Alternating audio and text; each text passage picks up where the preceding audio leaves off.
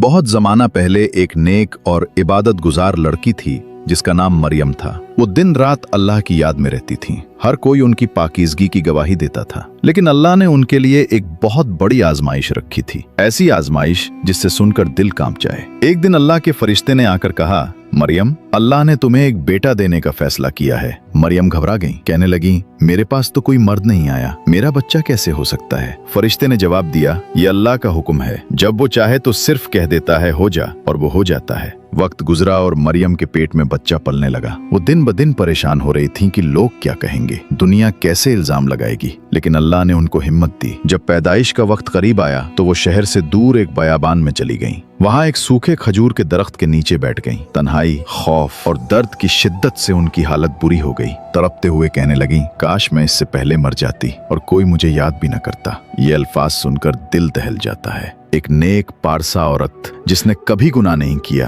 वो दुनिया के तानों से इतनी डर गई कि मौत की तमन्ना करने लगी। उसी लम्हे अल्लाह की रहमत नाजिल हुई। नीचे से एक आवाज आई, मरियम, गम न करो, तुम्हारे करीब एक चश्मा जारी कर दिया गया है। खजूर के दरख्त को हिलाओ, ताज़ा खजूरें तुम पर गिरेंगी। उन्होंने चश्मे का पानी पिया और खजूरें खाकर थोड़ी ताकत मिली। फिर बच्चा पैदा हुआ, हज़रत ईसा। कुछ दिन बाद जब वो बच्चे को गोद में लेकर अपनी कौम के पास वापस आईं, तो लोगों ने शोर मचाया, मरियम, ये क्या है? तुम्हारे वालिद नेक आदमी थे, तुम्हारी माँ पाकीज़ा थी, ये बच्चा कहाँ से आया? ये अल्फाज तीर की तरह उनके दिल पर लग रहे थे, मगर अल्लाह ने पहले ही फरमा दिया था, तुम उनसे कुछ न कहना, सिर्फ इशारा करना। मरियम ने बच्चे की तरफ इशारा किया। लोग हंसने लगे, ये बच्चा कैसे बोल सकता है? और फिर अल्लाह के हुक्म से नन्हा ईसा झूले में बोल उठा, मैं अल्लाह का बंदा हूँ, उसने मुझे किताब दी है और नबी बनाया है। ये सुनकर सब लोग कांप गए। जिनको मरियम पर शक था वो हैरान रह गए कि एक नौमौलूद बच्चा कैसे अल्लाह की तौहीद और अपनी नबूवत का ऐलान कर सकता है। ये वाकया हमें बताता है कि अल्लाह जिसे चाहे इज्जत देता है। सारी दुनिया इल्जाम लगाए, लेकिन जब अल्लाह चाहे